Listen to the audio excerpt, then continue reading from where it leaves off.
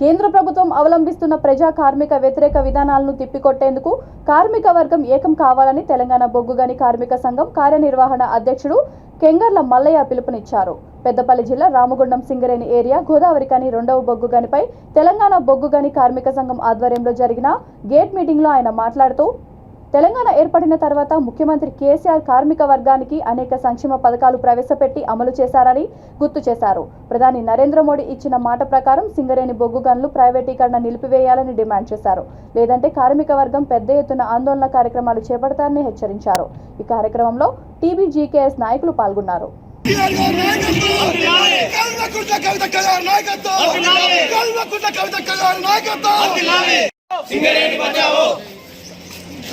मोदी की हटाओ, मोदी की हटाओ, मोदी की हटाओ, కాదు దేశంలో ఉన్నటువంటి అనేక పబ్లిక్ సెక్టర్లను ఇవాళ ప్రైవేట్ పరం చేస్తున్నారు. మీరు ఎప్పుడన్నా ఎల్ఐసి అదేవిధంగా కొత్తగూడెంలో జరుగుతున్నది, భూపాల్పల్లిలో జరుగుతున్నది.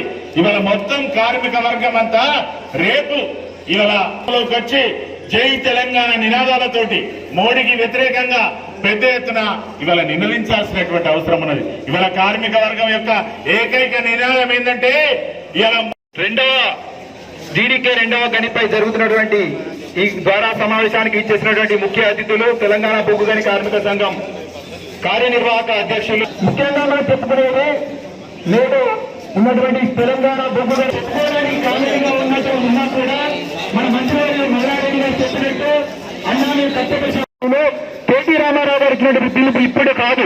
ఎందుకంటే విశాఖ ఉక్కు ఆంధ్రుల హక్కు అన్నటువంటి ఆరోగ్య వారికి చోదరులుగా భావించి విశాఖ పోరాడాల్సిన సమయం ఆసన్నమైంది.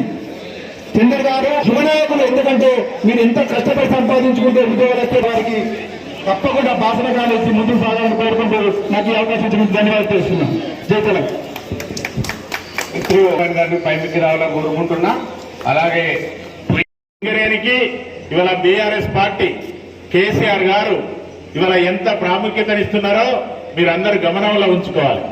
ఆ నేపథ్యంలోనే ఇవాళ ఈ సింగరేణి ప్రైవేట్ పరం అవబోతున్నది, కేంద్ర ప్రభుత్వం కుట్ర పన్నుతున్నదనేటువంటి విషయం తెలిసిన వెంబడే కేసీఆర్ గారు కోపోద్రికులై ఏదేమైనా సరే సింగరేణిని కాపాడుకుంటాం, సింగరేణిని రక్షించుకుంటాం, సింగరేణిలో ఉన్నటువంటి కార్మిక వర్గ హక్కులను కాపాడుకుంటామనే పద్ధతిలో కేసీఆర్ గారు ఇలా మొన్న జరిగినటువంటి అసెంబ్లీలో మాట్లాడినటువంటి విషయం మన కార్మిక వర్గం అంతా మర్చిపోవద్దు.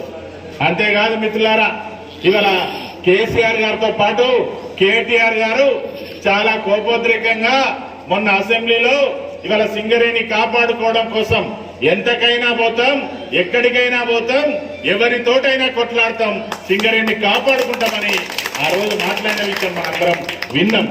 ఈ నేపథ్యంలోనే మళ్ళా నరేంద్ర మోడీ గారు ఇవాళ రేపు హైదరాబాద్ రాబోతున్నాడు.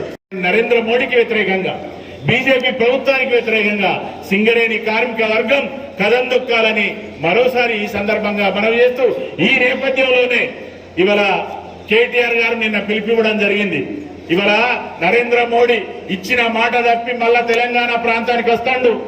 నవంబర్ 12 తారీఖు నాడు మాట ఇచ్చిండు, కానీ ఆ మాట తప్పి మళ్ళా తెలంగాణ ప్రాంతానికి వస్తుంటే మనందరం కూడా ఇవాళ నిరసన రూపంలో పెద్ద ఎత్తున ధర్నా చేపట్టాల్సినటువంటి అవసరం ఉందని ఇవాళ పిలిపించినటువంటి నేపథ్యంలో రేపు చౌరస్తాలో ఉదయం 9 గంటల నుంచి సాయంత్రం 5 గంటల వరకు తెలంగాణ వ్యాప్తంగా, ముఖ్యంగా సింగరేణి వ్యాప్తంగా ఇవాళ పెద్ద ఎత్తున ధర్నా కార్యక్రమాలు చేయాలని పిలిపించిన నేపథ్యంలో మన ప్రాంతంలో ఇవాళ జరగబోతున్న ధర్నాను మీరందరూ కూడా పాల్గొని విజయవంతం చేయాల్సిందిగా కోరుతున్న మిత్రులారా.